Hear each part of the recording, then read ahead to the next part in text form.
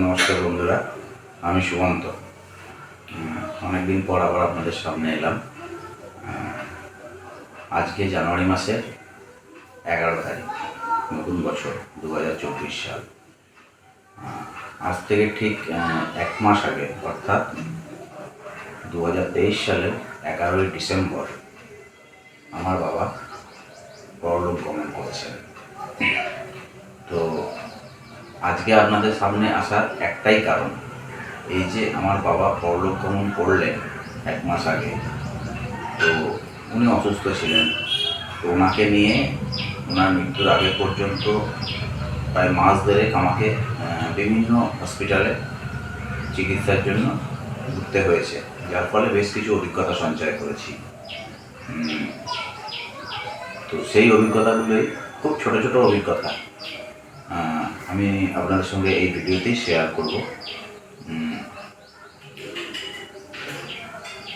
আমার বাড়ি অ্যাকচুয়ালি দুর্গাপুর এরিয়াতে, দুর্গাপুরের টাউনশিপে। তো যথারীতি আজকের যে ভিডিওতে যে সমস্ত জায়গায় আমি চিকিৎসার জন্য বাবাকে নিয়ে গিয়েছিলাম, লাস্ট 1.5 মাস ধরে এই হসপিটাল সেই হসপিটাল, এই অসুস্থতা এই প্রবলেম আমি করে গেছি। আর তার সঙ্গে বাবাও লড়াই করে গেছেন, কিন্তু অবশেষে তাকে হার মানতে হয়েছে। তো এই দুর্গাপুরে অঞ্চলে যে সমস্ত হসপিটালগুলো আছে, মোটামুটি সব হসপিটালগুলোই আমার ঘোরা হয়ে গেছে এই বাবাকে নিয়ে ঘোরার কারণে।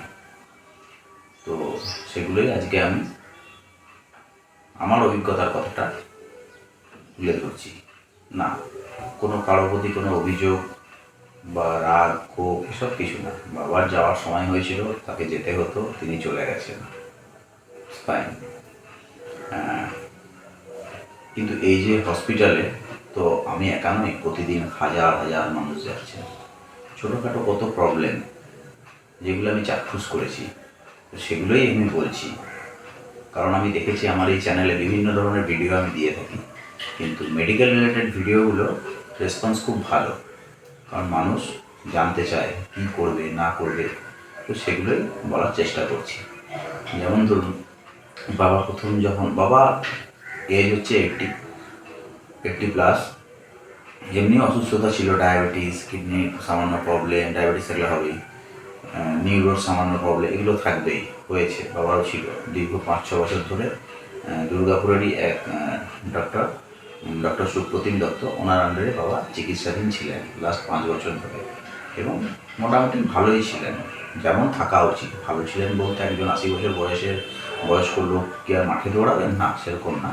যেরকম থাকা উচিত মোটামুটি সেরকম ছিলেন, অসুবিধা কিছু নেই। রেগুলার মনিটরিংয়ে থাকতেন, এবং ওই ডাক্তারবাবু অনেক চেষ্টা করেছেন, অনেক কেয়ার করে বাবাকে দেখতেন। 2 মাস পর ভিজিট, টেস্ট, হ্যান ত্যান, এটা লাস্ট 5 বছর ধরে চলছে।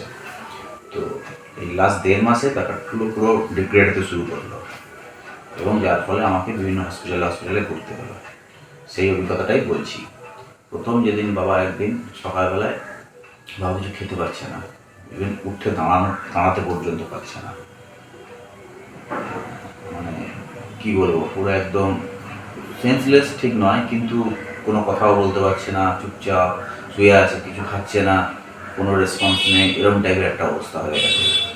আমি কলকাতায় থাকি, খবর পেয়ে আমি কলকাতা থেকে দুর্গাপুর দৌড়ে যাই। দৌড়ে গিয়ে কারণ ওই দুর্গাপুরে দেখাশোনা করার মতো মা রয়েছে, আর পাশের প্রতিবেশীরা রয়েছে, অবশ্যই হেল্প করেছেন। এবার তারা ডিসিশন নিতে পারছে না যে কী করবে। তো আমি ডিসিশন নিয়েই গেছিলাম যে বাবাকে নিয়ে ইমিডিয়েট হসপিটালে অ্যাডমিট করতে, যেটা আমার মায়ের পক্ষে করা সম্ভব ছিল না। তাই থেকে 4-5 ঘন্টা ওয়েট করতে হয়েছিল, কারণ কলকাতা থেকে দুর্গাপুর আমাকে যেতে হবে। কলকাতা থেকে দুর্গাপুর পৌঁছে তড়িঘড়ি দেখলাম একদম ওই একই অবস্থা, ফোনে যখন শুনেছিলাম সেম, সঙ্গে সঙ্গে আমাদের বাড়ির সব থেকে কাছের যে হসপিটাল সেটা হচ্ছে IQ city medical college and hospital. তো সেখানে নিয়ে যাওয়ার জন্যই প্রস্তুতি নিলাম। ওখানে ফোন করলাম, সঙ্গে সঙ্গে ফোন করে ওরা বললো পেশেন্টের অবস্থা কীরকম। শুনে ওরা এটুকু বললো যে ICU পেশেন্ট যদি হয় আমরা কিন্তু ICU পেশেন্ট নিতে পারবো না, আপনি আনতে পারেন। আনলাম যে ঠিক আছে, আপনাদের ICU খালি নেই যখন, নিতে হবে না, কারণ একবার দেখে তো নিতে পারবেন কী হয়েছে। বললো হ্যাঁ ঠিক আছে, নিয়ে আসুন। তারপর ওরা অ্যাম্বুলেন্সের নাম্বার দিল, সেই নাম্বারে ফোন করলাম, ফোন করে এলো। নিয়ে যাওয়ার পরে ওখানে গিয়ে অদ্ভুত অভিজ্ঞতা হলো। গিয়ে দেখছি যে অ্যাম্বুলেন্স থেকে নামানোর আগেই আমি এমার্জেন্সি যে ডিপার্টমেন্ট আছে সেখানে ঢুকলাম, দেখলাম টেবিল নিয়ে ভদ্রলোক বসা, যাই না হয়তো সম্ভবত ডাক্তারই হবে। দেখালাম, দেখে বললো উধার দিয়ে, মানে পাশে অন্য দূরে এক টেবিলে একটা সেও হয়তো ডাক্তারই হবে। তাকে দেখলো প্রেসক্রিপশানটা, কে প্রবলেম, আমি বললাম যে এরকম ব্যাপার সকাল থেকে এখন প্রায় বিকেল দুপুরিয়ে এরকম এতটা সময় চলে গেছে, তো কিছু একটা করুন, মানে আপনি অ্যাডমিট করার ব্যবস্থা করুন বা দেখুন ওনাকে। বললো যে পুরোনো কাগজ, প্রিভিয়াস কিছু ডকুমেন্টস কিছু আছে নাকি। প্রিভিয়াস ডকুমেন্টস বলতে বাবা এতদিন যে 4 বছর ধরে চিকিৎসা ছিল বললাম ডক্টর সুপ্রতিম দত্তের আন্ডারে, তার যে লাস্ট প্রেসক্রিপশন সেগুলো দেয়, সেটা দেয়, নিয়ে গেছিলাম আমি সঙ্গে করে। গিয়ে দেখেই মানে সেই घबरा যাওয়ার মতো, अरे नहीं नहीं नहीं ये तो आईसीयू का पेशेंट है, यहाँ पे नहीं होगा, यहाँ पे नहीं होगा, अब ले जाइए यहाँ पे नहीं होगा। मैं बोला यार आप देख तो लीजिए, आईसीयू का पेशेंट है, ये है वो है, आपका खाली नहीं है, मैं लेके चला जाऊँगा, कोई बात नहीं, लेकिन कुछ इनिशियल ट्रीटमेंट भी होता है ना। अगर इनिशियल ट्रीटमेंट हमारा घर पे अगर होता तो हम हॉस्पिटल में नहीं आते, घर पे नहीं है मेरे पास, इनिशियल सेटअप किसी के पास नहीं होता है। तो আপনার কাছে হসপিটালে এসছি আমি, বেসিক কিছু জিনিস আছে যেগুলো দেখেন, আপনি পেশেন্টকে দেখলেই না, পেশেন্ট অ্যাম্বুলেন্সে শুয়ে আছে, আপনি জানেনই না, আপনি আমার সাথে কথা বলছেন। পেশেন্টকে বলুন নিয়ে আসার ব্যবস্থা করুন, দেখুন দেখুন যে হ্যাঁ এই ব্যাপার, আমরা এটা করে দিচ্ছি, এরপর আর হবে না, আপনি অন্য কিছু ব্যবস্থা করুন। তো সেই মুহূর্তে নষ্ট করার মতো সময় হাতে নেই। তো ইমিডিয়েট ওখান থেকে নিয়ে আমি চলে যাই অন্য হসপিটালে, সেটা বলছি কোথায়। তো তার আগে এটা বলতে চাই, আইকিউ সিটির কথা এই কারণে বললাম, আইকিউ সিটি হসপিটালে 2-3 বছর আগে বাবা আরেকবার গিয়েছিল, সে সুগার ফল হয়ে গেছিলো, তখন পাশার প্রতিবেশীরাই নিয়ে গেছিলেন, তারা 3 ঘন্টা 3 রেখে ট্রিটমেন্ট করে বলেছিল সুগার ফল হয়েছে, এই রিজন যে তাকে ছেড়ে দেওয়া হয়েছিল। ভালো ব্যবহার পেয়েছিল, ভালো ট্রিটমেন্টও পেয়েছিল, এবং কোনো পয়সাও লাগেনি। 1000 টাকা শুধু করোনা টেস্ট, কোভিড টেস্ট করতে নিয়েছিল, এটা ছাড়া কোনো ফিজ নেয়নি, হয়ে গেছিলো। তো সেই এক্সপিরিয়েন্সটা ছিল, আশা করি সেবারও সেরকম হবে। কিন্তু এবার গিয়ে দেখলাম অন্যরকম, মানে হতে পারে ম্যান টু ম্যান ভ্যারি করে, তখন যারা ছিলেন তারা হয়তো অন্যরকম ছিলেন, এখন যারা আছেন অন্যরকম। কিন্তু একটা মেডিকেল, আমার বক্তব্য হচ্ছে একটা মেডিকেল জায়গায় এরকম তো হওয়া কাম্য নয়। একটা পেশেন্ট পার্টি যে প্রবলেমের মধ্যে আছে তার সাথে এরকম বিহেভ করা, তাকে তো গাইড করা উচিত, সাজেস্ট করা উচিত, কী হয়েছে বলা উচিত। এরকম তো মানে ডিজায়ার্ড নয়, আজকের দিনে এগুলো ডিজায়ার্ড নয়। আর তুমি তো বিনা পয়সা চিকিৎসা করবে না, তুমি তো পয়সার এগেনস্টে চিকিৎসা করবে, এটা নয় যে ফ্রি। আজকের দিনে সবথেকে কস্টলি হচ্ছে ট্রিটমেন্ট, মেডিকেল লাইন হচ্ছে সবথেকে বেশি কস্টলি। তো পয়সার কোনো প্রশ্নই নেই, আপনি ব্যবহারটা ভালো করুন। बार बार रिक्वेस्ट करছি যে স্যার आप एक बार देख तो लीजिए, एम्बुलेंस में पेशेंट है, आप चलिए तो सही, एक बार देख लीजिए क्या प्रॉब्लम है नहीं है, कुछ इनिशियल टेस्ट होता है, ये होता है, आप 2 घंटा रख के देख लीजिए, अगर नहीं होगा तो आपसे मैं लेके चला जाऊँगा। শুনলই না, এই গেটের বাইরে আমি আর আমার মা অসহায়ভাবে দাঁড়িয়ে আছি, এই হচ্ছে অবস্থা। তো এটা কাম্য নয়, কোনো অভিযোগ রাখ কিছু না, এগুলো একটু বেটার করতে হয়, তখন মেন্টাল স্টেবিলিটি পেশেন্ট পার্টির তখন ঠিক থাকে না। এইভাবে কথা বললে সে কি উত্তর দেবে, অসহায় তখন।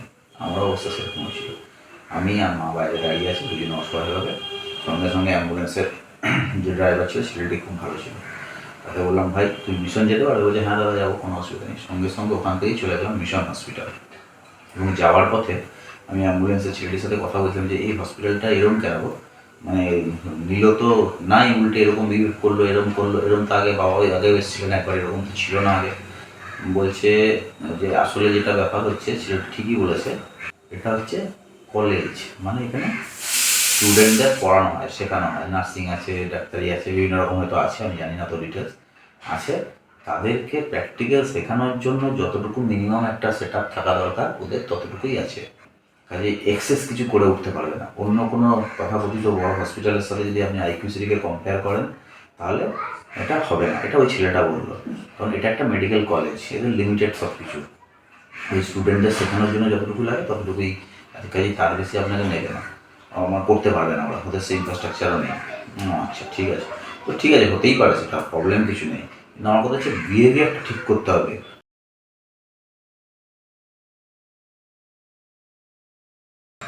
সেকেন্ড গেলাম মিশন হসপিটাল, দা মিশন হসপিটাল, TMH, ভালো কথা।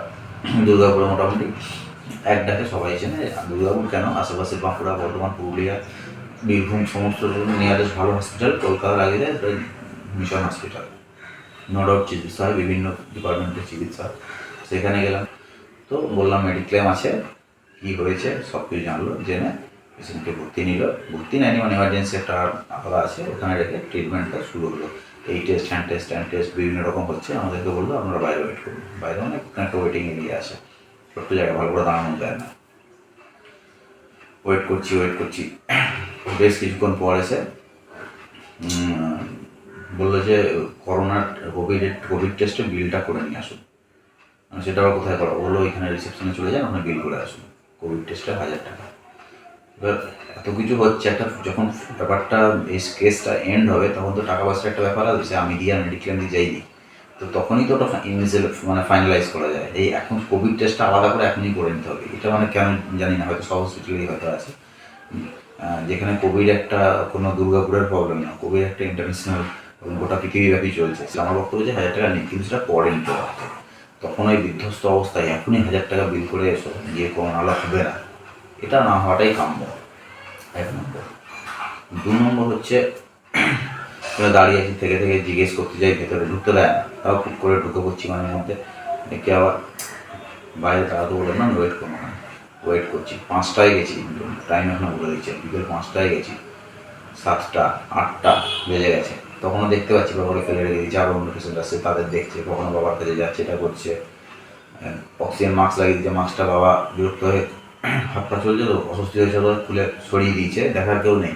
কিন্তু ওইটুকু জায়গার মধ্যে কনজেস্টেড এরিয়া, প্রচুর পেশেন্ট রয়েছে, প্রচুর ডাক্তার রয়েছে, supporting staff, nursing staff, hand রয়েছে, কিন্তু ডেডিকেটেডলি ওইভাবে দেখার কেউ নেই। কাজে বাবা এটা খুলে ফেলছে, তারটা এরকম করছে, এইসব করছে। আমি গিয়ে বললাম যে দেখুন তো খুলে ফেলছে, বলছে हम लोग देख रहे हैं, आप बाहर जाइए। আমি যে कहाँ दिख रहा है, तब मैं तो बोला आपको, आपको बोला ना बाहर जाने के लिए, বলেন বাইরে। আবার দাঁড়িয়ে আছি, বাজছে 9টা বাজে, যে এবার কী করবো, মানে 5টায় এসেছি, 9টা বাজছে, তখন এমার্জেন্সিতে বাবা রয়েছে ও ওয়ার্ডের মধ্যে, আর আমরা আমার বাইরে কন্টিনিউ দাঁড়িয়ে আছি। তখন জিজ্ঞেস করাতে বলছে যে আপনি এক কাজ করুন, এই অ্যাডমিশন ডিপার্টমেন্টে গিয়ে অ্যাডমিশনটা করিয়ে আনুন কাগজপত্রে। তো সেটা কিন্তু ওরা ডেকে বলেনি, আমি বারবার গিয়ে নক করাতে তখন ওর মনে হলো যে অ্যাডমিশনটা করাতে হবে। ভালো কথা, গেলাম, পাশেই ছিল, গিয়ে এবার স্যার তো কাগজপত্র দিতে হবে। এবার তখন তাড়াহুড়োতে বেরিয়েছি, কাগজপত্র তো কিছুই নিয়ে যায়নি সেভাবে, শুধু বাবার মেডিকেল যে বুকলেট হয় ডিএসপিএম করে, সেটা নিয়ে গেছিলাম। কিন্তু এই সমস্ত কাগজপত্র আমার ডিজিটালি আমার মেলে সব রাখা থাকে, আমি চাইলে ইনস্ট্যান্ট পাঠিয়ে দিতে পারবো। আমি বললাম যে কী ডকুমেন্টস লাগবে, আধার কার্ড লাগবে, প্যান কার্ড লাগবে, মেডিকেল বুকলেট লাগবে, মেডিক্লেম যে এমডি ইন্ডিয়া, ডিএসপি এমপ্লয়িতে যেগুলো থাকে, এক্স এমপ্লয়ি, এমডি ইন্ডিয়া তার রিনিউয়ালের রিসিপ্ট লাগবে। এবার আমি বললাম যে এগুলো আমার কাছে সবই আছে, কিন্তু আপনার হোয়াটসঅ্যাপ নাম্বার দিন, আমি আপনি পাঠিয়ে দিচ্ছি। বললো আমাদের হোয়াটসঅ্যাপ নেই, আপনি মেল করুন। এটা একটু বলুন না, বলবেন যে পেছনে লেখা আছে দেখে নিন, ভালো কথা, 10 জায়গাটা সাদা কাগজে লেখা আছে। লিখে নিলাম, লিখে এবার মোবাইলে পাঠাতে যাবো, দেখছি কোনো নেটওয়ার্ক নেই। এত বড় একটা হসপিটাল, ভেতরে কোনো নেটওয়ার্ক নেই, না থাকাটাই স্বাভাবিক, কারণ পুরো কভার। তো তার জন্য যেটা করতে হয়, সব জায়গাতেই হয়, বড় বড় অফিস কাছারিতে সব জায়গাতে হয়, পার্সোনালি পয়সা দিয়ে বিভিন্ন কোম্পানির টাওয়ার লাগিয়ে দিয়ে যেতে হয়। এবার আমি পাঠাতে পারছি না, তখন বাজছে রাত্রি 9:30। আমি যে স্যার এরকম তো নেটওয়ার্ক নেই, বলছে বাইরে থেকে পাঠিয়ে দিই। মানে মানে গেটের বাইরে তো নেটওয়ার্ক আছে। আমি তাই করলাম অবশেষে, বাধ্য হয়ে। একটা ছোট্ট গেট খোলা, হসপিটাল তখন বন্ধ হয়ে গেছে, ছোট্ট সে গেট খোলা এমার্জেন্সি টাইপের, করে ওখান দিয়ে বেরিয়ে মেইন গেটের বাইরে গিয়ে একটা করে বাবাকে ওই বাবার ডকুমেন্টসগুলো বের করে ওই যে মেল আইডি দিয়েছে ওরা, লেখা ছিল, সেখানে পাঠালাম। তারপর আবার ভেতরে যাচ্ছি, না এটা লাগবে না, এটা পাইনি, ওইটা পাঠান। আবার বাইরে যাচ্ছি, ভেতরে নেট নেই, ইন্টারনেট নেই, অত বড় হসপিটাল। গেলাম, গিয়ে আবার পাঠালাম। এই হচ্ছে অ্যাডমিশন প্রসেস। হলো অবশেষে, গিয়ে বললাম এই নিন, ওয়ার্ডে গেলাম, এমার্জেন্সি ওয়ার্ডে গিয়ে নিন অ্যাডমিশন হয়ে গেছে, এটা গেল। এবার কি আমরা চলে যাবো? বলছে না, আপনারা এখন যাবেন না, থাকুন, পেশেন্টকে যতক্ষণ না ওয়ার্ডে দেওয়া হচ্ছে। আমার কোথায় দেওয়া হবে? বলে ইমার্জেন্সি আইসিইউতে দেওয়া হবে। তো ভালো কথা, কিন্তু যেটা বলার বিষয় যে এই যে বাবাকে দেওয়া হলো, কোনো একটা ডক্টর আন্ডারে ভর্তি হতে হয়, তখন ওগুলো আমার মাথায় কাজ করে, পরে রিয়েলাইজ করেছি কোনো একটা ডক্টর আন্ডারে ভর্তি হতে হয়। ওরা সেটা ডিসিশন নিয়ে ডক্টর দীপক কুমার, নেফ্রোলজিস্ট, অর্থাৎ কিডনির ডাক্তারের আন্ডারে ভর্তি করেছে। এবার যে কী অ্যানালাইসিস করলো ওরা এই 4-5 ঘন্টা ধরে দেখে যে কিডনিতেই প্রবলেম হচ্ছিল, যে সকাল থেকে কিছু খায়নি, সুগার ফল টাইপের ব্যাপার, আর সর্দি লেগেছিল, কফ, এবং সেটা ডিসচার্জ সার্টিফিকেটও লিখেছিল। কফ যেটা ছিল, কাছ থেকে ঘাড় করে সেই কফগুলো না থাকলে যেমন হয় বয়স্ক লোকেদের, সেরকম হচ্ছিল এবং নিস্তেজ হয়ে গেছিলো, ঝিমিয়ে গেছিলো। প্রবলেম এবার ডায়াগনোসিস করলো কিডনি, হতে পারে সুগার থাকলে কিডনি প্রবলেম হবে, ভালো হবে। কিন্তু আমার কথা হচ্ছে যে ওরা তো পেশেন্ট পার্টিকে ডেকে বলবে যে এই অ্যানালাইসিস আমরা করেছি, এনাকে কিডনি ডক্টরের আন্ডারে দিতে হবে, তো এই ডক্টর রয়েছে, আমরা এই ডক্টরের আন্ডারে জানানোর তো প্রয়োজন আছে। সব কিছু নেই, জানতে আপনি পারবেন। ওই তাহলে কী করতে হবে, ওই বারবার দরজা খুলে ঢুকতে হবে, ওখানে দুজন বসে আছে, তাহলে কী হলো ওই 2 লাইন বলবে, আপনি আবার চলে আসবেন, আবার পরে ভেবে গিয়ে আবার কোশ্চেন করে আবার ওইভাবে জানতে হবে। কিন্তু ওদের যে প্রসিডিওর, যে সিস্টেমের মধ্যে ওরকম কিছু নেই, সেটা থাকা উচিত। তো আলটিমেটলি ওগুলো কিছুই আমি জানতে পারিনি, আমার মাথাতেও আসেনি, পরে এসছে, তাই কথাগুলো বললাম। এবার ওখান থেকে দেওয়া হলো, লেখা আছে transfer to emergency ICU. Emergency আইসিইউটা কী জিনিস? ইমার্জেন্সি আইসিইউটা হচ্ছে আইসিইউ একটা, কিন্তু এটা ইমার্জেন্সি আইসিইউ। অরিজিনাল আইসিইউতে সিট না থাকলে এই ইমার্জেন্সি আইসিইউতে রাখা হয়, হোল্ড, এটা আইসিইউ পেশেন্টকে হোল্ড করা হয়।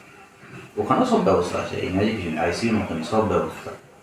কিন্তু মজার ব্যাপার হলো এই ইমার্জেন্সি আইসিইউটা কোনো বিল্ডিং নয়।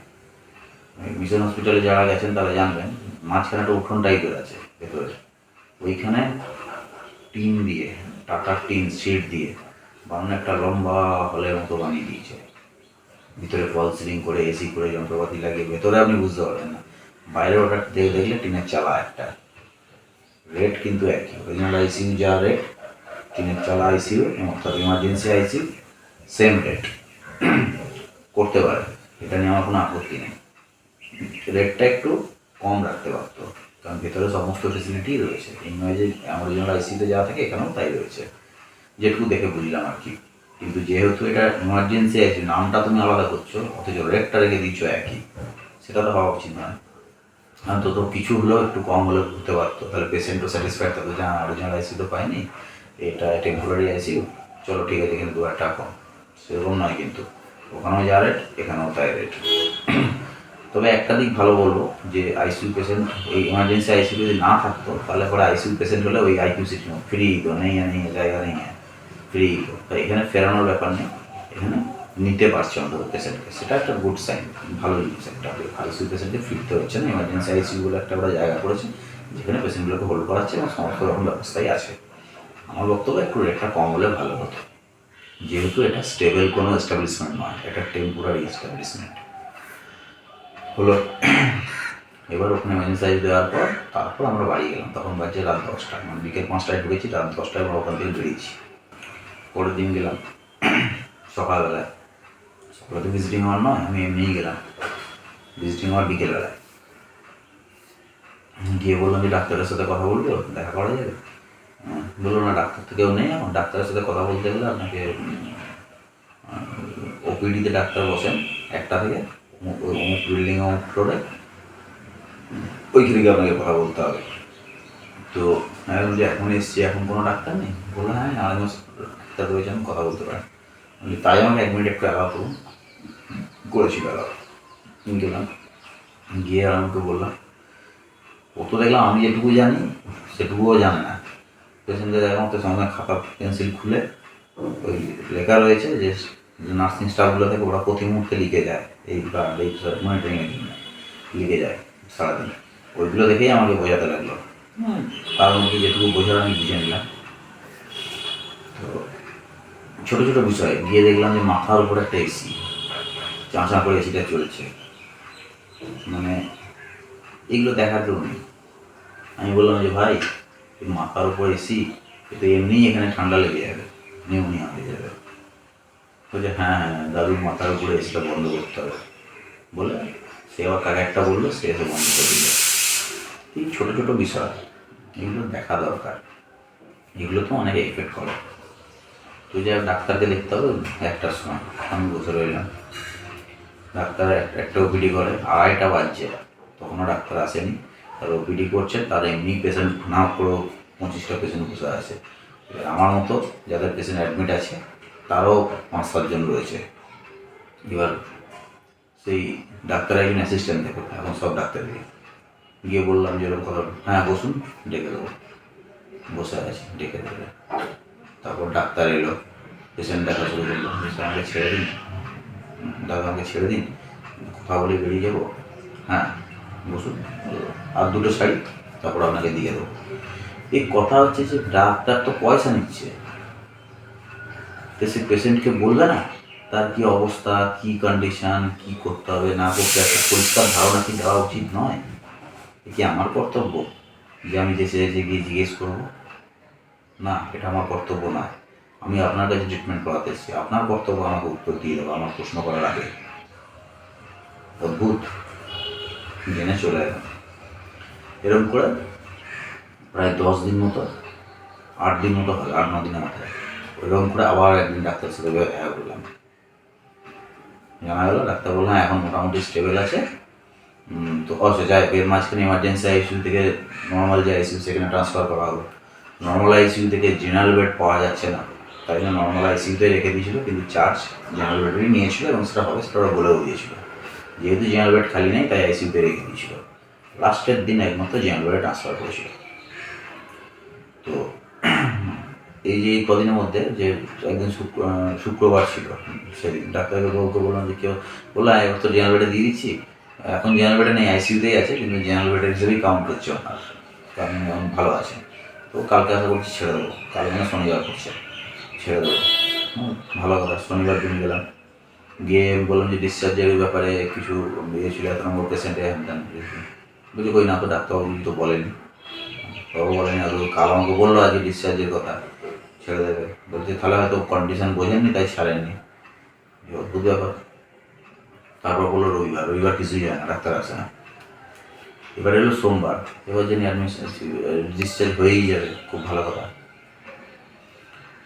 সোমবার দিনকেও গিয়ে দেখে বসে আজ বলছে না আমাদের কাছে গিয়ে বললাম মেডিক্লেমে যাই, বলছে না আমাদের এখানে তো কিছু তখন আসেনি ইনফরমেশন, এলে আপনি জানতে পারবেন। আবার দৌড়াদৌড়ি এখান থেকে সেখান থেকে ওখান থেকে এখানে এইসব করতে লাগলাম, যে ফাইনালি জানা গেলো যে হ্যাঁ ডিসচার্জ হবে।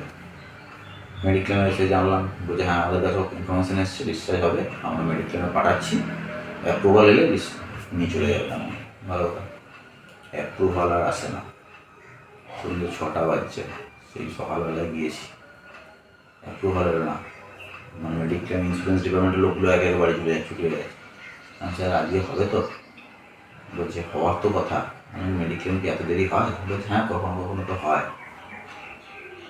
তো তার মাঝে একটা কথা বলে রাখি, বিকেল 4টে-5টা নাগাদ এরকম সময় একটা মেল এসেছিলো আমার কাছে। এই যে মেডিক্লেমের এই ব্যাপারগুলো হচ্ছে, আমাদের মেলও আসে, মেল আইডি দেওয়া আছে। এখানে একটা মেল এসেছিলো, রিপ্লাই এসেছিলো, ওরা পাঠিয়েছে, রিসিভ করেছে, তার এগেনস্টে একটা কোয়ারি জেনারেট করেছিল মেডিক্লেম কোম্পানি। এই উত্তরটা হসপিটালকে দিতে হবে। মাঝখানে গিয়ে আমি সেটা গিয়ে বলতে গেছিলাম, যেরকম দেখুন একটা আমার কাছে মেল এসছে, আমাদের কাছে এসছে নাকি একটা কোয়ারি জেনারেট করেছে। হ্যাঁ হ্যাঁ ওই কোয়ারির উত্তর আমাকে দেওয়া হয়ে গেছে, আপনি অপেক্ষা করুন। বলছি যেমন দেওয়া হয়ে গেছে, আমি কি জানি ওদের কী হয়তো নিশ্চয়ই দিয়েছে। 6টা বেজে গেল, তাই তারপরে যেটা বললাম 6টা বাজতে আসছে না, আজকে কি হবে? বলছে হ্যাঁ আমরা তো পাঠিয়ে দিয়েছি, হয়ে যাবে, দেরিও হয় অনেক সময়। আমি যে তো কতক্ষণ ওই অপেক্ষা করবো? বলছে আমরা 8টা পর্যন্ত আছি, আপনি দেখুন। 8টা বেজে গেল, অ্যাপ্রুভাল এলো না। আমি কী করবো এবার? ছেলেটির সাথে আমার একটু কথা কাটাকাটি হলো, কী করবো? বলছে আপনি বাড়ি চলে যান, কিছু ইনফরমেশান থাকলে আমার হসপিটাল থেকে জানিয়ে দেবে। যথারীতি উপায় নেই, বাবার সাথে আবার একবার কষ্ট করে জোর করে দেখা করার চেষ্টা করলাম, দেখা করতে দিল না, বললাম হচ্ছে না। তিনিও জানেন একটা ডিসচার্জ হবে, মোটামুটি একটু স্টেবল হয়েছে, সুস্থ আছে, নিয়ে যাওয়ার মতো অবস্থায় আছে। আলটিমেট ডিসচার্জ হলো না, বাড়ি চলে গেলাম। পরের দিন সকালে আবার গেছি, গিয়ে বললাম, তখন অন্য লোক চেঞ্জ হয়ে গেছে। আচ্ছা লোক চেঞ্জ হয়ে গেছে, এই বিষয়ে একটা বলে রাখি। এই যে এই কদিন ছিল ভর্তি হওয়া, এই মাঝখানে যখন ভিজিটিং আওয়ার্সে যেতাম, যে সমস্ত নার্সিং স্টাফ হ্যান ত্যান যারা থাকতো আর কি, যদি কিছু জিজ্ঞেস করা হতো যে এটা কি খেয়েছে নাকি, সকালে ওটা করেছিল, কালকে পটি হয়নি, আজকে করেছে, উত্তর কী ছিল বলুন তো? যে স্যার আমি তো এখনই হ্যান্ড ওভার নিলাম, এর আগে সিটটা কী ছিল আমাকে একটু দেখে বলতে হবে, আমি ঠিক জানি না। মানে সবই ওই কাগজে লেখা থাকে, জিজ্ঞেস মানে অ্যাটাচমেন্ট নেই। আর ওদেরও কোনো দোষ দিতে পারি না, কারণ ওরা ডিউটি করছে, একটা শিফট থেকে একটা শিফট চেঞ্জ হচ্ছে, মুখে কিছু হ্যান্ডেল করা হয়, যা হয় কাগজে লিখে লিখে, এবার ওকে করতে হয় সেগুলো। মানে নিজে জানলে পারে, মানে এরকম যদি কোনো ব্যবস্থা হতো যে এই 4টে পেশেন্টের জন্য এই একটা লোক মানে মাস্টার থাকবে, তার আন্ডারে 4জন থাকবে, ঠিক আছে, এরকম ব্যাপারটা নয়। ওই নার্সিং স্টাফগুলো সারাদিন শুধু লিখতো দেখতাম, মানে পেশেন্ট ওখানে গিয়ে চিল্লাচ্ছে, শুনতে পাচ্ছে না, আমি বললাম কলিং বেল নেই আপনাদের, বলে হ্যাঁ আছে, দিয়ে আবার দিল, মানে স্ক্যাটার্ড, ছড়ানো। অর্গানাইজড হতে হবে, আরও অর্গানাইজড হতে হবে। যাই হোক, যেটা বলছিলাম যে প্রসঙ্গে, যে পরের দিন মেডিক্লেমে গেছি, ইন্স্যুরেন্সে গেছি, দেখছি অন্য লোক, যে তার স্বাভাবিক কারো যে ডিউটি ছিল তার ডিউটি পরে সকালে অন্য লোক এসছে। সে বললো হ্যাঁ আমি তো জানি না, তবে আমি দেখছি। আবার আধ ঘন্টা বললাম স্যার কী হলো, বলছে হ্যাঁ হ্যাঁ ওটা কালকে একটা কোয়ারি এসেছিলো, কোয়ারিটা আমরা ওয়ার্ডে পাঠিয়েছি, ওয়ার্ড থেকে উত্তর দিলে আমরা কোয়ারিটা পাঠাই। আমি যে এই কোয়ারিটা কালকে এসছে বিকেলবেলায়, আমি এসে বলেছিল পাঠিয়ে দিয়েছি, বুঝছে, সেটা আমি বলতে পারবো না কে ছিল, তবে এটা পেন্ডিং আছে, নিজেই বললে এবার পেন্ডিং আছে, এটা আমরা ওয়ার্ডে পাঠিয়েছি, ওয়ার্ড থেকে আমাদের রিপোর্ট দিলে আমরা পাঠাবো। মানে বুঝতে পেরেছেন, ওই ওই কোয়ারিটা তখনই যদি পাঠিয়ে দিত ওরা, তখনই পেশেন্ট ডিসচার্জ হয়ে যায়। ওরা জানলোই না, দেখলো না, আমার কথা শুনলোও না, কিছু বলার নেই, নেগলিজেন্সি, এটা বলে নেগলিজেন্সি। এতটা নেগলেক্ট করা উচিত নয় সবাইকে। আমি মানছি ব্যস্ততা আছে, সব কিছু আছে, আর ব্যস্ততার মধ্যেই তো কাজ, তোমার তো কাজই ওটা, কিন্তু ওই জন্যই এসছো। যাই হোক, এবার আমি গেলাম ওয়ার্ডে, যে একটা কোয়ারি আপনাদের এখান থেকে, কারণ আমি না গেলে ওরা করবে না কিছু, মানে করবে ওই স্লো প্রসেসে।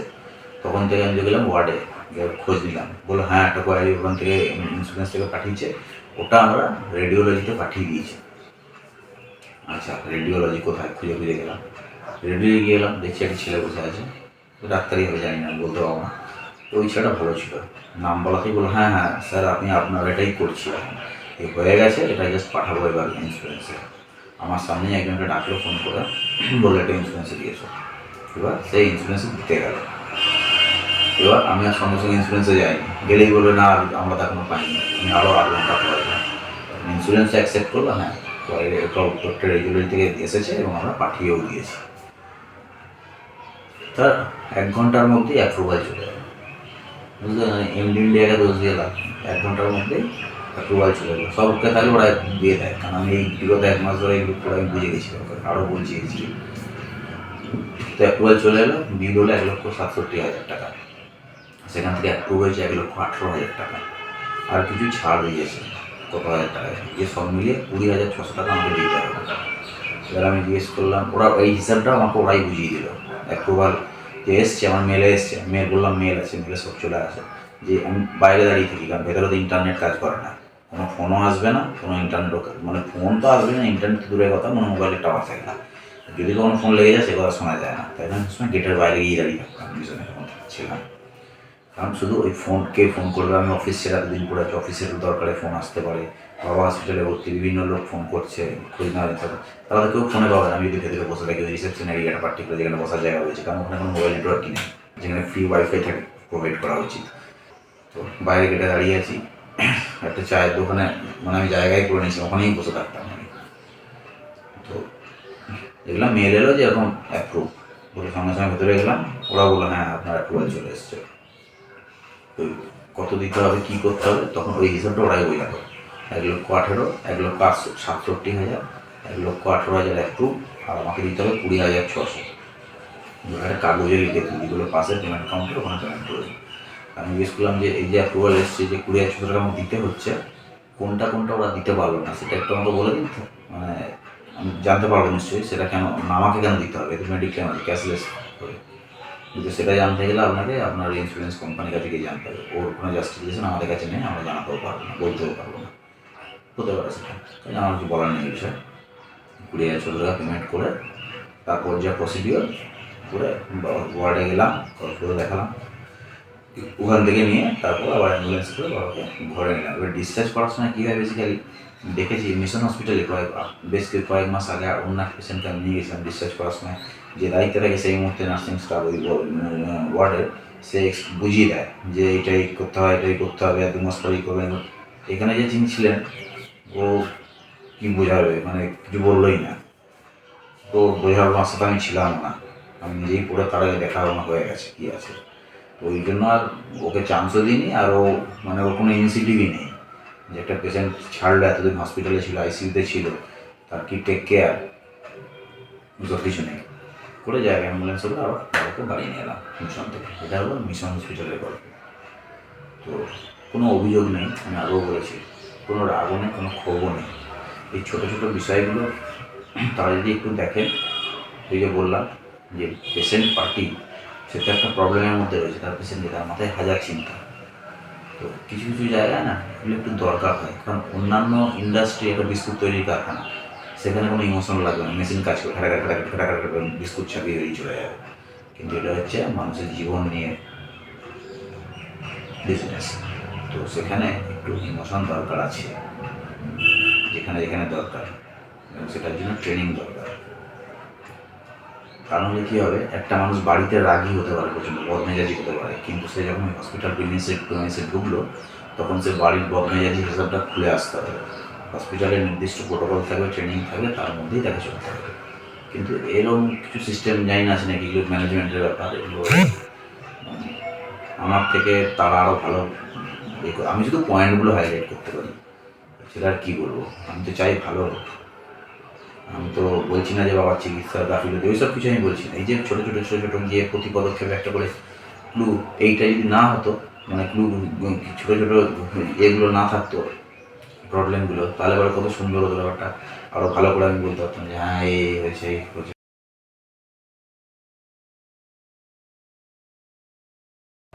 আচ্ছা, এরপর বাড়িতে আসার পর 8-10 দিন বাবা বাড়িতে ছিল, এবং তার মধ্যে মাই দেখাশোনা করতো। দেখাশোনা করে বাবাকে আবার কিছুটা পুরনো ফর্মে ফেরাতে পেরেছিল, মানে আগে যেরকমটা ছিল এক্স্যাক্ট রকম হয়ে যায়নি, কিন্তু ইমপ্রুভ করছিল।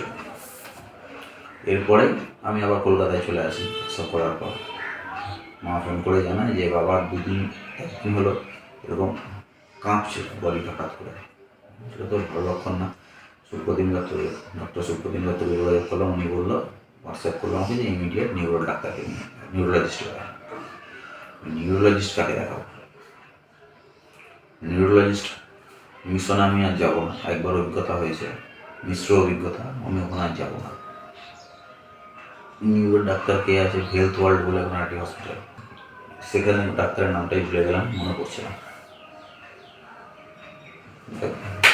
কমেন্টসে লিখে দেবো যদি কেউ জানতে চান। নিয়ে গেলাম, ওই নেটে দেখে নাম্বার জোগাড় করে, ইন্টারনেট থেকে নাম্বার জোগাড় করে আগের দিন রাতে আমি সব বুক করলাম, যে পরের দিন সকালে গিয়ে বাবাকে নিয়ে গেলাম আবার ওই অ্যাম্বুলেন্সে করে, কারণ বাবার আর ওঠার ক্ষমতা নেই তখন।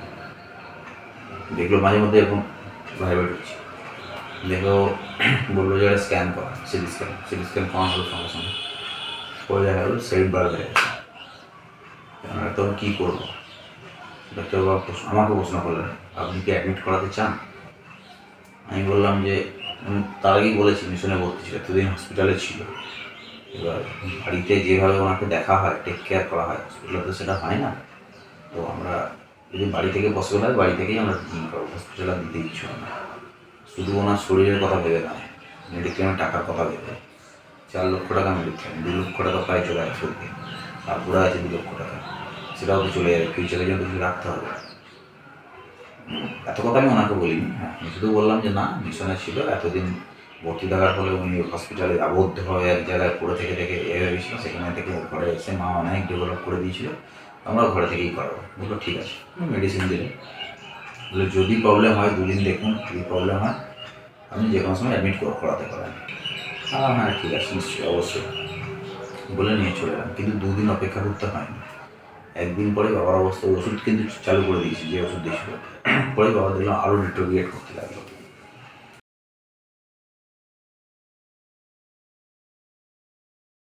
এবার দেখলাম হসপিটালে নিয়ে যেতেই হবে, কিন্তু মিশনেও যাবো না, হেলথ ওয়ার্ল্ডেও যাবো না।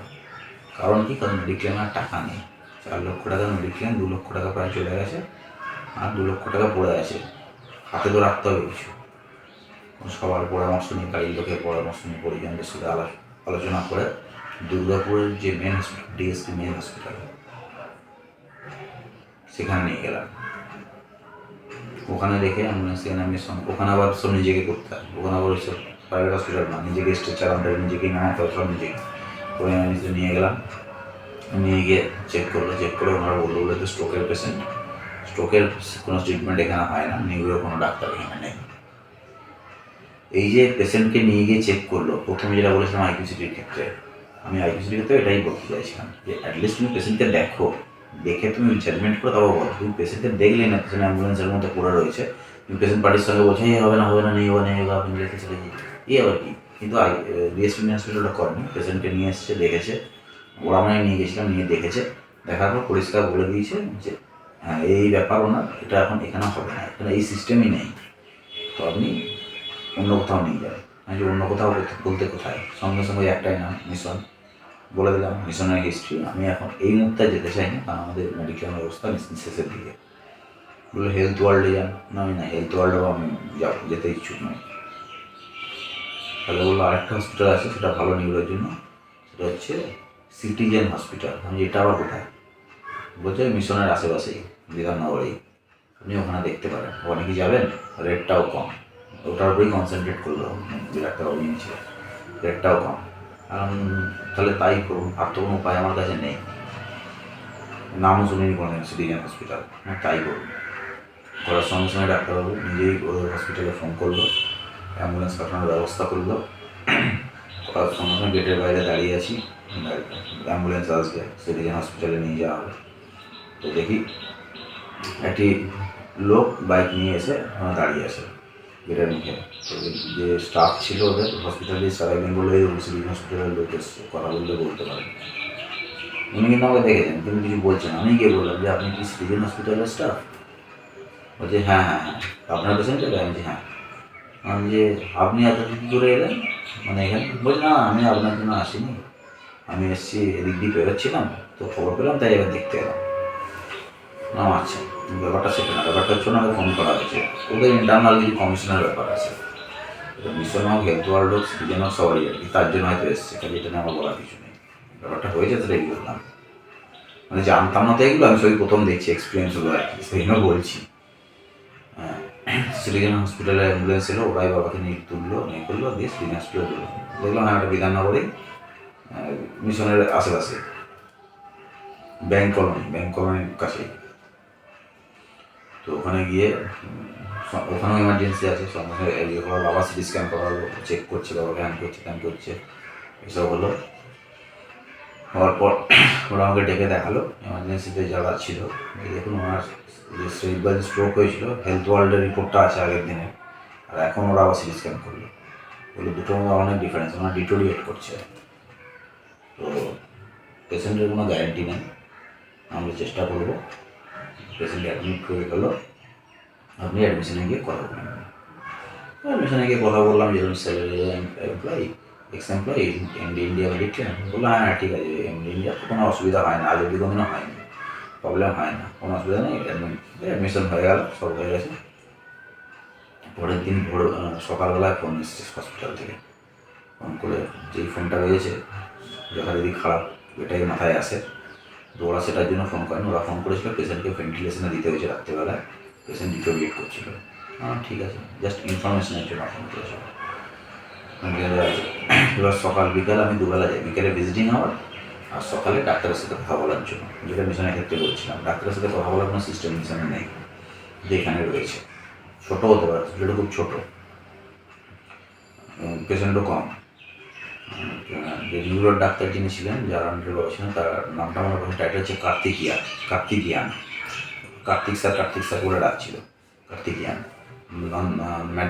নন বেঙ্গল, ম্যাড্রাসি, সাউথ ইন্ডিয়ান, কিন্তু উনি বাংলা বলেন খুব ভালো।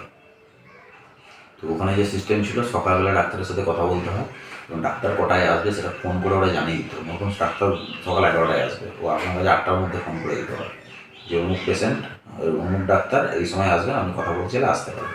যথারীতি প্রত্যেক দিন ওরা ইনফর্ম করতে হবে।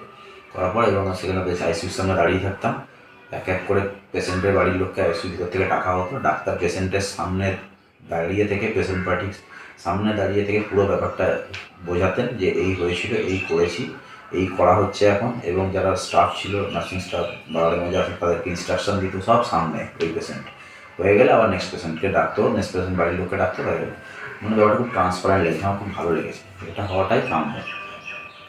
আমার পেশেন্ট ভর্তি আছে, আমি জানবো তো যে কী হয়েছে না হয়েছে, তার কি ইম্প্রুভমেন্ট হলো, আদৌ কি হলো না, এগুলো তো আমার জানার মানে রাইটস, যেটা মিশনের ক্ষেত্রে পাইনি আমি। আমাকে যেচে জানতে হয়েছে ঘন্টার পর ঘন্টা বসে থেকে ওপিডিতে পেশেন্ট দেখছে, তার মাঝে মাঝে একজন করে এরকম করে যাদের পেশেন্ট লোক ভর্তি আছে তাদেরকে ছাড়ছে। তো এখানে সেরকম না, এখানে একটা নির্দিষ্ট প্রোটোকল সিস্টেম করে দেওয়া আছে এবং ভালো। এবং ওখানে অ্যাডমিনিস্ট্রেশনে, সিটিজেন হসপিটাল অ্যাডমিনিস্ট্রেশনে এক ভদ্রমহিলা নাম হচ্ছে মৌমিতা, উনি খুব কোঅপারেটিভ। আমি ওনাকে পুরো ব্যাপারটা বলেছিলাম যে দেখুন এরকম মিশনে ভর্তি ছিল, অত টাকা বেরিয়ে গেছে, এবার আপনার এখানে দিয়েছি, এবার এখানে তো মেডিক্লেমের টাকাটা চলে যাবে, কাজেই 1.5 লাখ 2 লাখ হলে আমাকে রিমাইন্ড করে দেবেন, কারণ ভেন্টিলেশনে রেখেছেন, আইসিইউতে রেখেছেন, চার্জেবল না প্রচুর। বললো হ্যাঁ নিশ্চয়ই আপনাকে জানিয়ে দেবো। তো প্রায় 7-8 দিন, না 8 দিন 9 দিন এরকম হবে, 9 দিন মতো বোধ হয় হলো। টোটাল বিল হলো 2,95,000 টাকা। ইন বিটুইন কী হয়েছে, ইন বিটুইন বাবাকে একদিনই ভেন্টিলেশনে রাখতে হয়েছিল, বাকি সবগুলো দিনে আইসিইউতে ছিল, কখনো কখনো ইমপ্রুভ করছিল, কখনো কখনো আবার ডিগ্রেড করছে, কোনো দিন একটু ভালো আছে, কোনো দিন খারাপ। এটা প্রতিদিনকার রিপোর্টগুলো আস্তে আস্তে কিন্তু খারাপের দিকেই যাচ্ছিল, লাস্টে নিউমোনিয়ার দিকে যেতে লাগলো।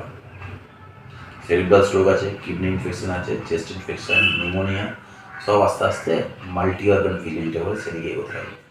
ডাক্তারকেও, ডাক্তারের সাথে এই লাস্ট দিন কথা বললাম, তো কী করবো, আমার তো মানে বিল প্রচুর উঠে গেছে, অলরেডি 2,95,000 টাকা বিল হয়ে গেছে, আর এ তো ভালো বুঝছি না কিছু, আমি কী করবো।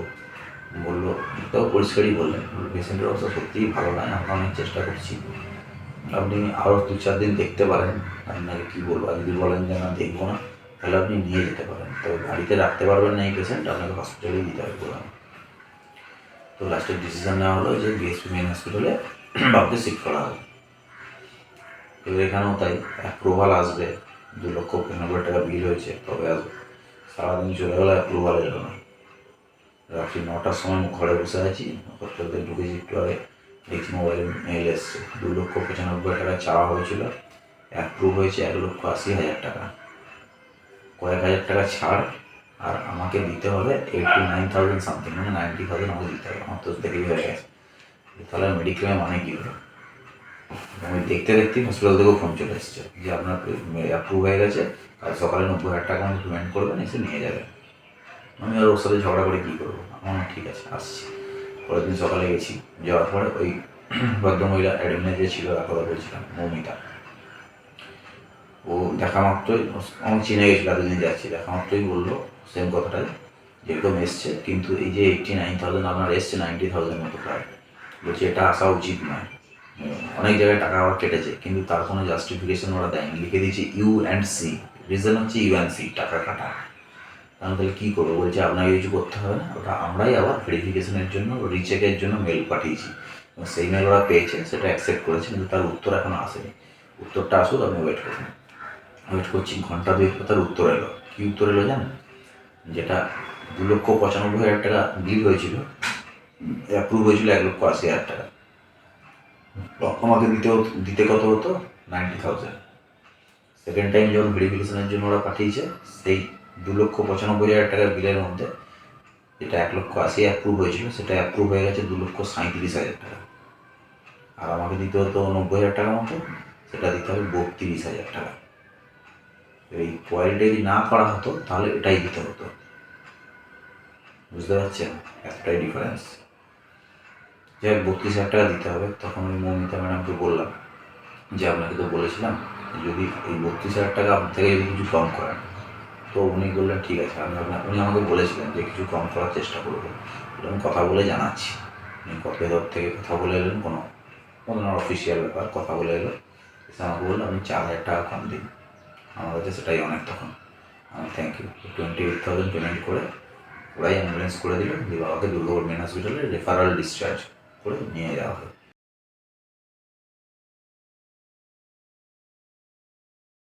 দুর্গাপুর মেন হসপিটালে নিয়ে যাওয়ার সঙ্গে সঙ্গে ওরা অ্যাডমিট করলো, অ্যাডমিট করে জেনারেল বেডে দিল, কিন্তু বাবাকে জেনারেল বেডে রাখার মতো কন্ডিশনই নয়, ছিল আইসিইউ ভেন্টিলেশনে। ওখানে জেনারেল ডাক্তার ছিলেন সেই মুহূর্তে, বলছে ওনাকে তো এখানে রাখা যাবে না, আইসিইউতে দিয়ে দেবো, আমাকে জিজ্ঞেস করছে। আমি নিয়ে ডাক্তারকে মনে ভাবছি, হ্যাঁ দিদি, দিয়ে আইসিইউ ট্রান্সফার করলো। ওই ট্রান্সফারগুলো কিন্তু সব আমাকে করতেছে একা। সঙ্গে আমার পাশে বাড়ির প্রতিবেশী ছিল, সে দুজন মিলে, এক দিদি ছিল, দুজন মিলে স্ট্রেচারগুলো তোলা এ করার। ওদের একজন ছিল, সে কিছু করবে না, সে অর্ডার দেবে, কাজটা আমাদেরকেই করতে হবে, কারণ ওটা ডিএসপি মেন হসপিটাল, ওটা কোনো প্রাইভেট হসপিটাল না যে ওদের স্টাফ আছে নিয়ে যাবে। স্টাফ আছে, সঙ্গে থাকবে নিশ্চয়ই, একটু হেল্পও করবে, কিন্তু ম্যাক্সিমামটা আপনাকেই লোকটা নিতে হবে। যারা জানেন তারা বুঝতে পারছেন ব্যাপারটা। আইসিইউতে নিয়ে যাওয়া হলো। আইসিইউতে ভর্তি করার পর অ্যাডমিট হয়ে গেল। হয়ে যাওয়ার পর এবার একবার একজন বললো, আপনি বাড়ির লোক, এই ওষুধগুলো এনে দেবেন। ওষুধগুলো আনলাম। আবার একটু করে বাইরের গেটের সামনে দাঁড়িয়ে আছি, বসে আছি। আচ্ছা, এই কিছু খাবার এনে দিয়ে যাবেন, লিকুইড খাবার, প্যাকেট টিন খাবার। আবার একটু করে আপনি একটু হাগিজ এনে দিয়ে যাবেন। একবার করে বলছে, আর আমি সেই কোথায় মেন রোডে গিয়ে দোকান গিয়ে আবার আনছি। আমি যে এটাই কি সিস্টেম? বলছে হ্যাঁ, যখন যেটা হবে তখন সেটা আপনাকে বলা হবে। আমি কি যাবো, বাড়ি যাবো? বলছে না, বাড়ি যাবেন না, আপনি আপনি এখানেই থাকুন, ডাক্তার আসবে সেটা পাবেন। তো অদ্ভুত ব্যাপার। আমি বাড়ি চলে গিয়েছিলাম, বসিনি। পরের দিন সকালবেলায় গেছি বাবাকে সিটি স্ক্যান করতে, দেখছি বাবাকে তখন বের করছে আইসিইউতে, সিটি স্ক্যান করতে নিয়ে যাবে। আমি বললাম যে আমি কি যাবো? যে নার্স এবং একজন লোক ছিলেন, ভদ্রলোক ছিলেন, দুজনে নিয়ে যাচ্ছে ঠেলে ঠেলে। বললো আপনার বাবা? আমি হ্যাঁ। বলছি হ্যাঁ হ্যাঁ চলুন, আপনি কোথায় ছিলেন? তো আমি যে আমি ছিলাম এখানে। বলছি আসুন, আপনার খুব খুশি হলো আর কি, কারণ আমাকে ঠেলতে হবে একটু গাড়ি ড্রাইভার স্ট্রেচারটা। ঠেলে ঠেলে নিয়ে গেলাম কোথায়, সিটি স্ক্যান করাতে। সিটি স্ক্যান যেখানে করছে ছেলেটা, বাবার অবস্থা কিন্তু আরও ডিগ্রেড হচ্ছে, আমি দেখেই বুঝতে পারছি। মাংস লাগানো এরকম খুব খারাপ। সিটি স্ক্যান যে বাবাকে মাথার স্কিল এমনি এমনি করছে, মাথাটা সিটি স্ক্যান করছে, মাথাটা ঠিক করুন, নাহলে কিন্তু সিটি স্ক্যান করা যায় না এইভাবে বলে। সেই মাথায় বেল্ট আছে, জোরে অদ্ভুতভাবে সেই টানলো, মানে আমারই বুকে মূল্য কেউ মারলো, এমন জোরে, মানে নির্দয়ভাবে করলো। আমি বললাম স্যার, আপনি যে কথাগুলো বলছেন, ওনার ওনার বোঝার মতো পরিস্থিতিতে উনি নেই। কটমট করে আমার দিকে তাকালো। যাক, আলটিমেট সিটি স্ক্যান হলো ওইভাবে, মানে মানবিকতার কিছু বলে নেই আর কি। যাই হোক, সিটি স্ক্যান হলো, এক্স রে হলো, করে আর পেশেন্টকে ঢুকিয়ে দিলাম আইসিইউতে। তারপর ওই যে মহিলা নার্স যে ছিলেন, ওকে বললাম যে আমি কি ভিতরে জিজ্ঞেস করে আসবো, ওয়ার্ডে যে রয়েছে, হেড যে রয়েছে, সিস্টার ইনচার্জ বা কেউ তো রয়েছে, যে আমি বাড়ি চলে যাবো কিনা, বিকালে আসবো আবার। বলছে জিজ্ঞেস করতে হবে না, আপনি চলে যান। জিজ্ঞেস করতে গেলে আপনাকে বলে বসে থাকুন, কারণ এখানে নিয়ম হচ্ছে আইসিইউতে পেশেন্ট ভর্তি থাকলে বাইরে একজনকে বসে থাকতে হয়। ডাক্তার এলো। আচ্ছা, হ্যাঁ হ্যাঁ, পরে ওই দিন আগের দিনই যেদিন ভর্তি হয়েছিল বিকেলবেলায়, সন্ধ্যেবেলায় ডাক্তার এসেছিল। আশা করছি ওষুধগুলো আনতে দিয়েছিল, মজার ব্যাপার বলতে ভুলে গেছি। ওষুধগুলো আনতে দিয়েছিল, ওষুধগুলো এখন আর চলে না ওই ওষুধগুলো, বা চললেও এই এলাকায়, এই ওই এরিয়াতে ডিস্ট্রিবিউশন নেই। দুর্গাপুর মেন হসপিটালের সামনে 4-5খানা বড় বড় ওষুধের দোকান আছে। কোনো দুর্গাপুর এরিয়াতে যদি কোথাও কোনো ওষুধ না পাওয়া যায়, ওই হসপিটালের সামনে দোকানগুলোতে পাওয়া যাবে, এতটাই স্টক থাকে। ওরা বলছে এই ওষুধ তো এখানে ডিস্ট্রিবিউশন নেই। দাঁড়ান দাঁড়ান, আমি ফোন করছি যারা এই ওষুধ দেয় তাদেরকে, ফোন করলাম আমার সামনে স্পিকারে জেনে শুনলাম, বলছে না না, এই ওষুধ এখানে কোথায়, এখানে নেই, এই ওষুধ হবে না। তাহলে কী করবো? বলছে আপনি ডাক্তারবাবুকে বলুন এর পরিবর্তে এই ওষুধটা আছে, কিন্তু এর দাম অনেক বেশি। যেটা দিয়েছিল ডাক্তারবাবু তার দাম ছিল 600 না 700 টাকা করে পার ওষুধ, অ্যান্টিবায়োটিক আর কি। ইনফেকশন বেড়ে গেছে শরীরে অ্যান্টিবায়োটিকের জন্য। আর আমার এখন যে ওষুধটা অ্যাভেলেবেল আছে তার দাম 2,500 টাকা করে। এবং এটা ছাড়া যদি দিতে বলবো নাকি অন্য কোনো ওষুধ দেবে, সেটা ডাক্তারকে কথা বলেছে। এবার ডাক্তারবাবু কোথায় গেছি আইসিতে, বলছে উনি তো চলে গেছেন, আপনি কোথায়, আমি কোথায় পাবো? বলছে ওই ওয়ার্ডে গিয়ে, মেল ওয়ার্ডে গিয়ে খুঁজে। মেল ওয়ার্ডে দাঁড়িয়ে আছি, দেখি হ্যাঁ রয়েছে ডাক্তারবাবু, পেশেন্ট দেখে বেরোচ্ছে। ওখানকার পেশেন্ট যারা ভর্তি ছিল তাদের সাথে কথা বললাম, আমি সাইডে দাঁড়িয়ে বলতে গেলাম, বলছে আপনি সাইডে দাঁড়ান, মানে আমার পেশেন্ট ওখানে নেই তো, এই জন্য সাইডে দাঁড়ান। তারপর ওদের সাথে কথা বলা হয়ে গেলাম, বলছি বলুন কী হয়েছে। আমি প্রেসক্রিপশনটা দেখালাম, প্রেসক্রিপশন ওটা সাদা কাগজে লেখা কিছুই না, দেখালাম যে এই ওষুধটা আপনি দিয়েছিলেন, এই বলছে। বলছে হ্যাঁ দিয়েছিলাম, পাচ্ছেন না তো কী হয়েছে, আর কোথাও পাওয়া যাবে না, যেখান থেকে নিয়ে আসবেন। ডাক্তার কোথা থেকে নিয়ে আসবো এই রাত্রেবেলা? এখন আমি কিন্তু এইখানে এতগুলো দোকান রয়েছে, এইটা ডিস্ট্রিবিউশনই হয় না এখানে। এই ওষুধটা রয়েছে, এর পরিবর্তে এই ওষুধটা হয়, কিন্তু তার দাম অনেক বেশি, আপনি কি অন্যান্য দেবেন? আর বললো ঠিক আছে, তাহলে ওইটাই নিয়ে আসুন। আমার তাহলে লিখে দিন প্রেসক্রিপশানে। এবার থেকে প্রেসক্রিপশানে কেটে ওটা লেখা করালাম, দিয়ে তারপর ওখান থেকে ওষুধ নিয়ে এসে কিনে দিলাম। এক একটা ওষুধ দাম 2,500 টাকা অ্যান্টিবায়োটিক। হচ্ছে দুর্গা মেন হসপিটালের গল্প। মুকুলা হসপিটালে বাবা দিন তিনেক ছিল, ওই সেম ইমপ্রুভ কিছু হচ্ছে না, উল্টা দেখে মনে হচ্ছে রেডি হচ্ছে, খারাপই হচ্ছে। তাই এরকম লাস্ট 11 তারিখ, আজকে 11ই জানুয়ারি, 11ই ডিসেম্বর 2023, ভোর 5টা 5:30টার সময় ফোন আসে। আতঙ্কে থাকি এমনি, আমার নাম্বার থেকে ফোন এলে ভোরবেলায় ফোন এসছে মানে তো কনফার্ম শিওর শট। ফোনটা ধরলাম, আমি কলকাতাতে, সেই দিনই কলকাতা ফিরি, তার আগের দিন রাতে কলকাতা ফিরেছি। একদিনের জন্য কিছু কাজ ছিল, ইমার্জেন্সি কাজ, সেগুলো সেরে আমি আবার চলে যাবো। তো ফোনটা ধরেই বললো যে আমি এইখান থেকে বলছি, অমুক ডাক্তার, এই পেশেন্টের অবস্থা রাতের দিকে খুব খারাপ হয়েছিল, আমরা মেডিসিন দিয়েছি, অনেক চেষ্টা করেছি, উনি রেসপন্স করেননি, ওনার 5:15-র সময় ডেথ হয়ে গেছে, আপনি এসে নিয়ে যান।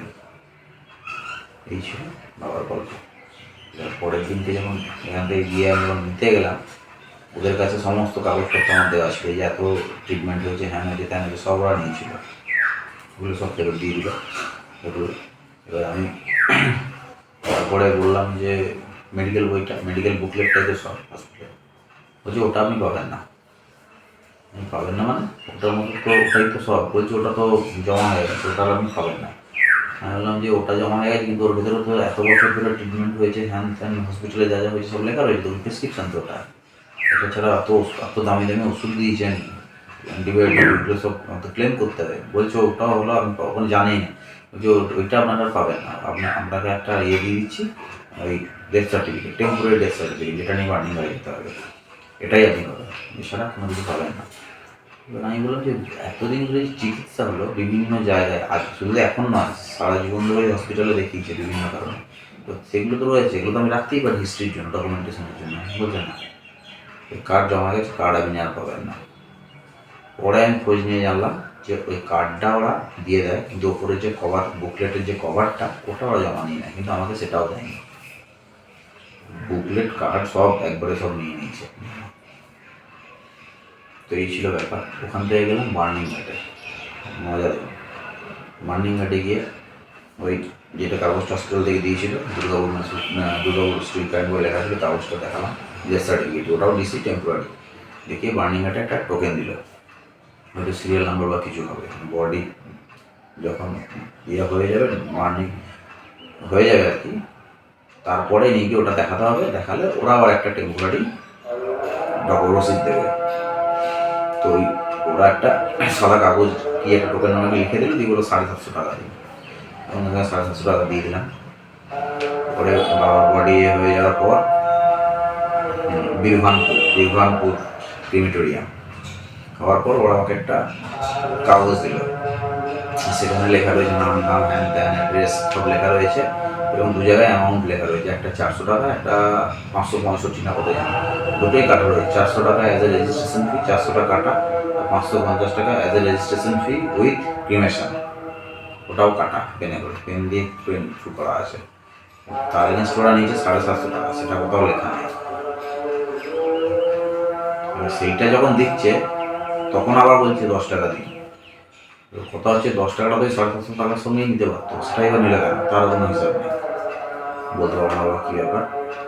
তো এই ছিল একটা ওভারঅল জার্নি। কী বললাম এই জার্নিতে? আমি এই জার্নিতে এটাই বললাম যে ট্রিটমেন্ট তো একটা মানুষের কী বলবো, মানে বিপদে পড়ে হয়, মানে তার বাড়ির পেশেন্টের অবস্থা যত খারাপ, তার বাড়ির লোকের অবস্থা সব দিক থেকে আরও খারাপ হয়। তো একটু মানবিক হলেই ব্যাপারগুলো মিটে যায়। আমি এগুলো কোনো hard and first technical fault কিছুই কিন্তু বলি, একটু মানবিকতা দরকার। তাহলে এই ছোটো ছোটো জিনিসগুলো যদি কেউ মনে করে যে না করবো না, তাহলে কিছু বলার নেই, কিন্তু এখান থেকেও অনেক কিছু নেওয়া যেতে পারে, নিয়ে ইম্প্রুভমেন্ট করা যেতে পারে। এবার আপনাদেরও হয়তো এরকম চলার পথে বিভিন্ন রকম অভিজ্ঞতা হয়েছে, সেগুলো জানাবেন। যদি কিছু জানতে চান, আমার ভালো অভিজ্ঞতা হয়ে গেছে এইসব বিষয়ে, জানতে চান আমি কমেন্টে জানাবেন, আমি নিশ্চয়ই উত্তর দেওয়ার চেষ্টা করবো। আর আমি প্রথমেও বলেছি, মেডিক্লেমের কথাটাও বলি, মেডিক্লেমের এই যে বলে ক্যাশলেস, ইন্ডিয়া বাবাদের রয়েছে, ডিএসপি এক্সেম রয়েছে ক্যাশলেস, কিন্তু মোটেই ক্যাশলেস না। 2 লাখ টাকা বিল হলে ধরে রাখুন 20,000 টাকা আমাকে দিতে হবে, এটা সোজা একদম, আমি যা বুঝে গেলাম আর কি। তাই পুরোটা ক্যাশলেস হয় না, জানি না এর কারণ কি। তো এই ভিডিওটা শুধু দুর্গাপুরের লোকেদের যে কাজে লাগবে এরকমই না, কোনো জায়গাতেই এটা মানুষের ছোটো ছোটো উপলব্ধি থেকে বলা। আমিও বললাম, কাউকে দোষারোপও করিনি, কোনো অভিযোগও নেই, কোনো রাগও নেই। আমি আগেও বলেছি, এখনও বললাম। এটুকু এটা বলার একটাই কারণ, বিভিন্ন টাইপের লোক আমার ভিডিওটা দেখেন, প্রচুর লোক দেখেছেন, এবং যে আমার যে চ্যানেলে বিভিন্ন টাইপের ভিডিও দেওয়া আছে তার মধ্যে মেডিকেল রিলেটেড ভিডিও খুব ভালো রেসপন্স। আপনারা প্রচুর কমেন্ট করেন, কী জানতে চান, আমি সাধ্যমতো উত্তর দেওয়ার চেষ্টা করি। তো সেই জায়গা থেকেই এটাও একটা মেডিকেল রিলেটেড ভিডিও আমি তুলে ধরার চেষ্টা করলাম নিজের অভিজ্ঞতা দিয়ে। যদি নিজেদেরকে একটু ভালো করা যায় আর কি, আর কিছু না। ওই যে আগেও বলেছি, বাবার যাওয়ার সময় হয়েছিল, তাকে আটকে রাখার কোনো কারণ নেই, তাকে যেতে হবে। কিন্তু চলার পথে তাকে নিয়ে তাকে যে স্ট্রাগল করলো, আমরা যে স্ট্রাগল করলাম, একটু স্মুথ হতো, একটু তখন মানে একটা কথাকেও নর্মাল বললেও মাথা গরম হয়ে যেত। সেটা যদি মিষ্টি করে বলে তাহলে সে সময় মাথা কাজ করতে সুবিধা হয়, একটু সহানুভূতির দরকার হয়। সেই জায়গাটায় মেডিকেল তো এটাই যে বলুন, বিস্কুট তৈরি কারখানা, মেশিন লাগানো থেকে ঘাটাঘাট করে বিস্কুট ছেড়ে বেরিয়ে আসছে। হচ্ছে মানুষের জীবন নিয়ে কারবার, একটু মানবিকতা, এখানে ইমোশন হার্ট, এই ব্যাপারটা একটু লাগাতে হবে। টাকা তো লাগবেই, সেটা নিয়ে প্রশ্ন তুলছি না, টাকা সব জায়গাতেই লাগবে, সঙ্গে মানবিকতা হবে, একটু নিয়ম কারণটা সামান্য এদিক ওদিক করে দিলে পরে দেখবেন কত সুন্দর হয়ে গেছে ব্যাপারটা, তখন হয়তো কিছু লাগছেই না। যাকে ভালো থাকবেন, অনেক কিছু বললাম, যদি ভালো লাগে জানাবেন, আর যদি জানার থাকে সেটাও কমেন্টে লিখবেন, নিশ্চয়ই জানাবেন। নমস্কার।